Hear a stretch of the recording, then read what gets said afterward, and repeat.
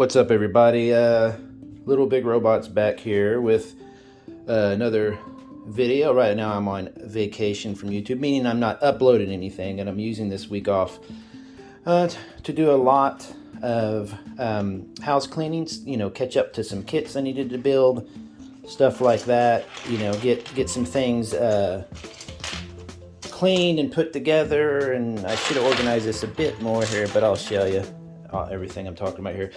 And I haven't done a video, an updated video about all these ridiculous miniatures since probably for at least 10 years. So I've got a lot to cover. And what this is my original, when did the first Rogue Trader come out for Warhammer 40k? The first Space Marine game was what, 89, something like that, 87, whatever it was. That's what this is. This is the original box set of, I believe, 40 Space Marines. So I painted these when I was, 12 or 13 years old. I didn't have access to the same paints that we have now. These are mostly a combination of spray paint, oil paint, whatever. And so you can see the result on some of them. I've tried to make damage and stuff. Is that I've got a bunch of great original 40k and standard size, whatever, tabletop minis. And with the new Horus Heresy box coming out, I thought it'd be interesting to actually use my original minis in the Horus Heresy game. Now, the difference is, in case you don't know, these original guys came out way back then. These were Space Marine versus Space Marine battles. So you had, I guess you would call it two factions. You had loyalists and traders. And the rumor is that back then they just made a few models. They didn't have as large of a line of models, and so they used the Horus Heresy to allow a player to use the same models as good guys and bad guys, so it was easier to do. These came out, I bought them. I remember specifically buying them in a mall. Here's an attempt at a medic I was making early on. I bought them at a mall hobby shop, and I have very distinct sense memories of buying this box set, the artwork and everything. The rule book, I still have some of the original pages from the rule book. As a matter of fact, that's one of the original blast circles from Rogue Trader. You see that? I cut it out to use it. So there's a lot of interesting stuff to cover here.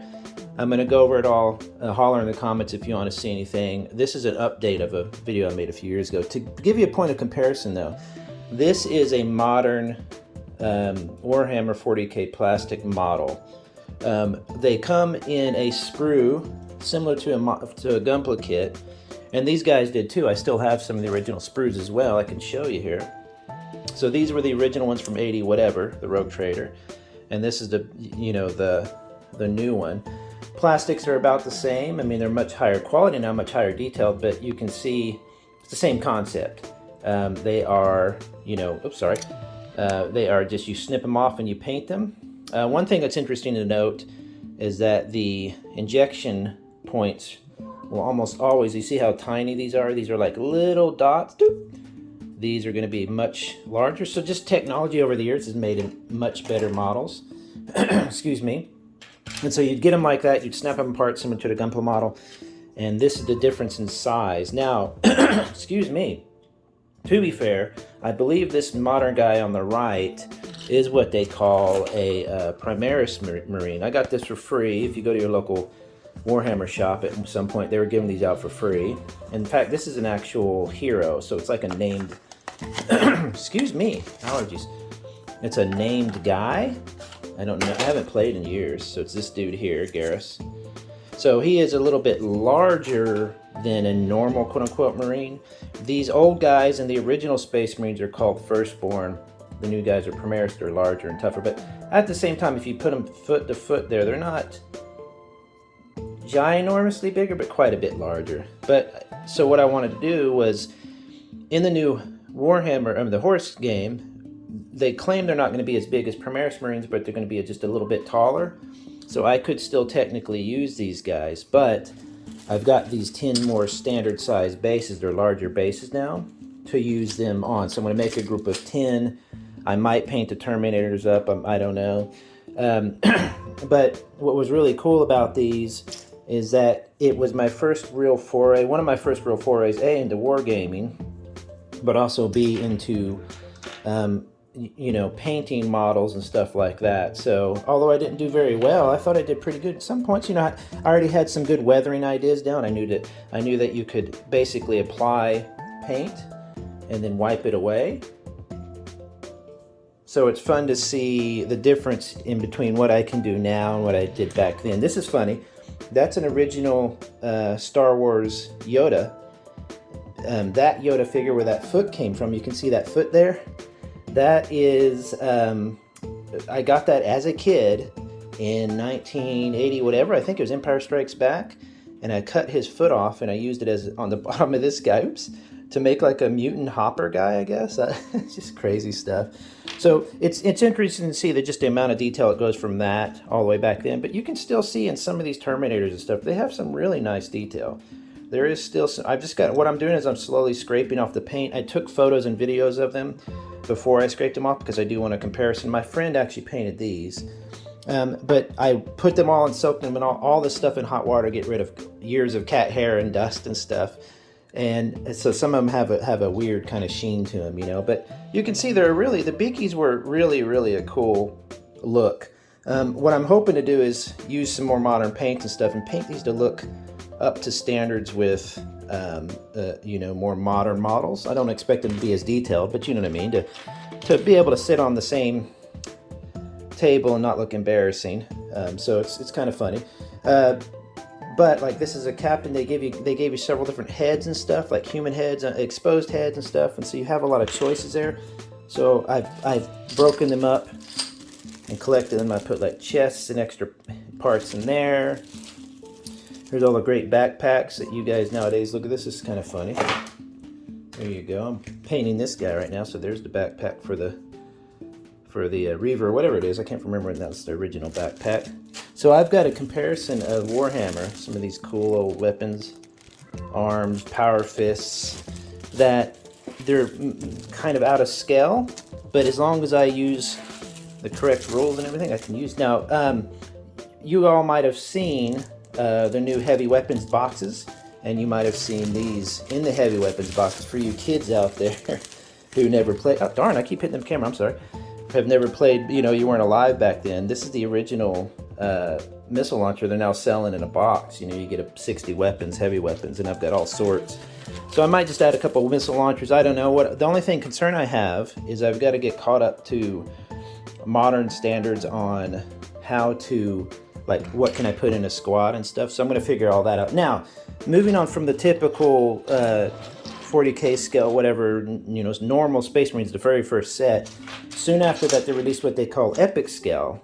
And epic scale are just like it sounds. So this is a tank that in real life, and you know, like this scale would be like that big, and these are the Marines that go in the tank. So to give you an idea, see, so that's a Marine and that's a Marine. And the idea here was you could move them in groups of 5 or 10, and you would roll, and it's kind of similar to, I believe, I'm not up on the numeral, so forgive me, but I believe it's similar to the, what do they call it, Cataclysm or some kind of apocalypse rules where you can have a larger army this size and roll for more groups of people, so it's not, you don't roll each individual person. And so this was that idea, and it came out soon after, and the idea was that you would have these giant titans, walking robots, that you bought later and you added to this scale, and you'd have Titans v Marines versus tanks. I've got all these little rhinos here. Rhinos were like a personal troop carrier. You see the little hatches. They're really well detailed if you look at them. It's not bad at all. Look at little doors. So you can compare that to a modern model rhino, which is, you know, this big or whatever. It's really not bad. I love that top hatch, by the way, and it's got some heavy bolters up there. And so I just took those, and I guess I knew how to wash back then. I was using wash. Granted, I was 12 or 13, and then I took some and I put little blocks of wood on and made Whirlwinds, which were little missile launcher rhinos. So I've got a few of those. I tried different color schemes. See, there's a rhino. And I tried these little blue and green, and I really want to strip all these and paint them modern. So you can see that I got some pretty cool effects. These were 2 guns from, I can't remember the toy I had back in the 80s. If you're new here, I'm a toy channel, so I'll have to remember what toys those are. If anybody remembers, let me know. But I didn't even notice seam lines back then. These days I would smooth all the seam lines, but I like that kind of blue and reddish effect. It's kind of bronzy. I kind of like that. I would do stuff like this. Now this one got a little messed up yesterday when I washed it, because it has, like I said, I had a combination of acrylic paints and oil paints. Like my friends would do these and they were horrible. They couldn't paint lines, and it's just, you know, I'll have to figure out a way to strip some of those. And you know, you would paint these Titans and then you would put a head. Let's see if I find a head here. So here's a carapace, for example. The carapace goes right there. He's got his fist. Then you can mount other weapons like this. If it wasn't snapped, you'd mount the weapons, and then they would have loadouts like this. See, and this is the original, what does it say? Deptix Titanicus box. It doesn't say the date on it. But Warlord class, Nemesis. So if you see all that stuff now, this is where it all came from. A lot of this was not nearly as fleshed out as it is now. Void shield generators are, this is kind of this was a fun thing. So you would get your base. Let's get a base here like this. Excuse me. You would get your void shield counter, you would put that in the center, and then you would, when you assembled the base, let me put it here. How do I get there? Sorry, I'm looking through the camera again. There we go. So you would have your number of void shields there, and as they dropped or got destroyed, you would simply count them down. A couple years after this, you got HeroClix and other type of all-in-one games where you would buy the figures and they would have those little that kind of gimmick in there. I didn't know this, but some of them go up to 9, 10. It's crazy, whatever it is. So that you would have your normal size Marines, you'd have your normal size battles, then you'd have your epic scale guys who were, so you could play with hundreds and hundreds. We would play for hours, all night long. We'd each have orcs. I've got orcs in here. I can't find them, but I have a whole box of just junk like this that I've got. Here's one here. Look at this. A miniature 40K scale orc. And you had to buy this army, and my friend did and never painted him, and I never did. So that'll give you an idea of the scale difference between an orc and as far as that kind of a character. They would give you these buildings that came with it. I still have them somewhere. I've got to go find them and put them back together. And so you'd assemble these paper buildings and you'd have those on the table. And then you'd have these stat cards. So it would tell you everything you basically needed to know. How to, you see how it says carry up to 2 infantry stands, so it would carry 2 of these. So you would move it in and know that it's got 2 stands in it. You could say stop and they pop out. And your dudes pop out, and it was so fun. We'd play for hours. We weren't really good at it. Obviously, we weren't the greatest painters, but this at the time was so, it was still very new. And for us, it was our first foray, other than Dungeons and Dragons, into tabletop gaming. I mean, I've got so many old, ancient miniatures and things, and so I need to get all this cleaned up, and that's what I'm going to do. And then I've got some fantastic, look at these, original 1989, 87, orc, 40K figures. I think we painted those with a basic acrylic, I don't know. But see, you should be able to see here, its title. Let's see if I can get it to focus. See if you can read that, Hruck. So that's a named guy, and the date usually will be on the back. 1987, so that's an original named dude, and I don't have a modern orc, but they're so much different now. I also had a whole squad of what they call squats. They're basically meant like a fantasy style dwarf character. I sold all these off. I don't want them anymore, and I didn't notice I had one left. Some guy bought them off of me on eBay. They were stripped and paid me a good amount for those. I've got some random heavy weapons people, and they used to do this. They would just, in the mold, you see, they would title it there, and they mold that in whatever this metal is. I can't remember, pewter or whatever. and it'll tell you the information on their GW87 or whatever it was. So I started scraping that paint off. I've got some of this stuff like an old speeder bike, you know, great old pieces that I'm sure I'll keep, but I would like to assemble. And look at this. This is the old trike. Again, it's good to see this stuff, to see how far Games Workshop has come as far as just being so much more outrageous, huge. So this was a speeder, I mean a trike that they would ride into battle. In fact, the guy that rides that one, was it not the Hrook? It might have been Hrook, but there's a guy, where is he? Here he is. He rides it into battle. See? And you know, he's probably stamped somewhere. But that's the detail you got back then. So you can see why now plastic kits are the way to go. They're not only lighter, they're easier to cut apart and mess with.